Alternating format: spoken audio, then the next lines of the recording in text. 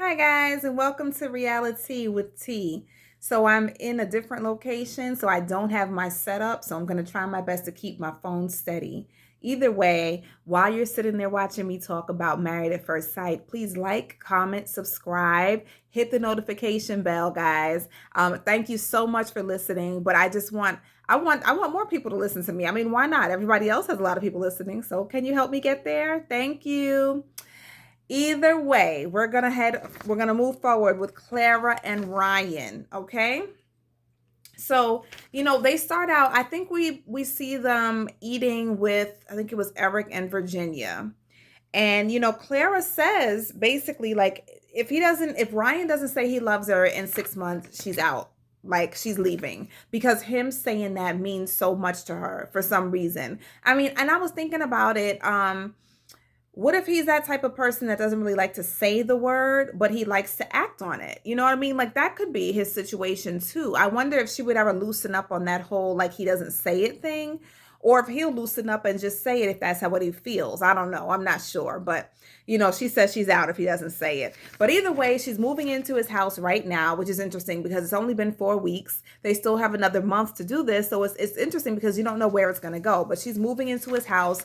And she's saying, "Oh, we can move this out. We can move my stuff in. We can move this out." And she just da da da. She jibber jabbers when she gets into her little mode, and that's when he gets all glossy eyed and he doesn't listen, and he's just kind of like, and you can tell he's kind of overwhelmed because it's like he's been living by himself, and this is his home. Like he says, he built it to his specifications. He likes that somebody can come in and decorate it and kind of make it their own in a way. But I think it's a lot to have somebody just kind of like bum rush you in. You know what I mean? And he still is unsure about her. That's really what it is. I think he's unsure about her.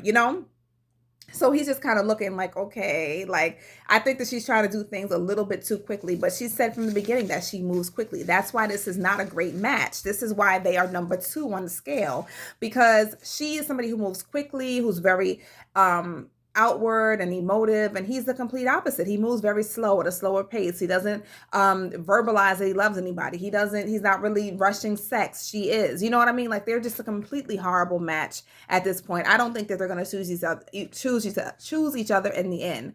Honestly, I think that she is into him or what she wants him to be. I'm not convinced that he's completely into her. I just don't see it.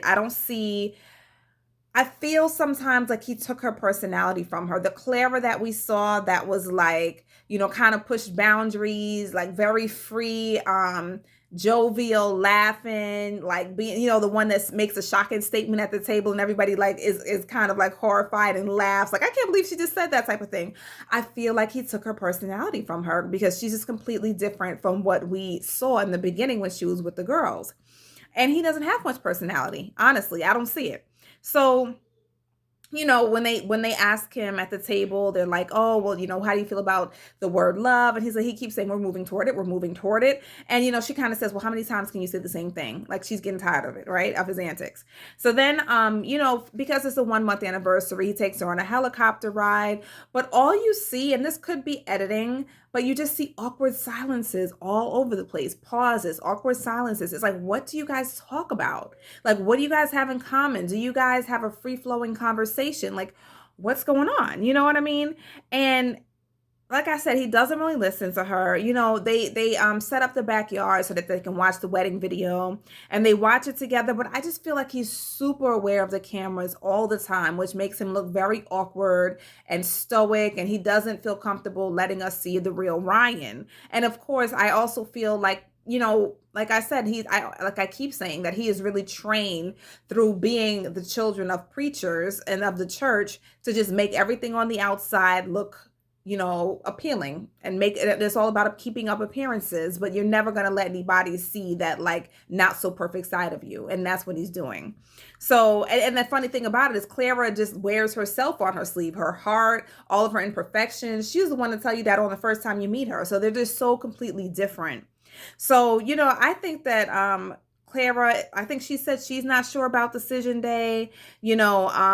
All he says is sure, sure, sure, like he's a damn parrot, and give her silent, awkward silences. So I just don't find it, to me, I don't see the chemistry there. I don't see the match. I don't know. Let me know what you think.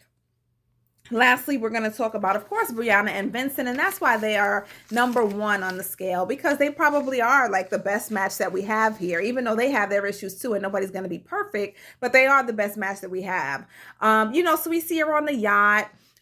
Basically because it was the four week anniversary, Vincent rented like this yacht, and it was like covered with like flowers, and they had dinner at the top on the water, and it was absolutely beautiful. It was very romantic.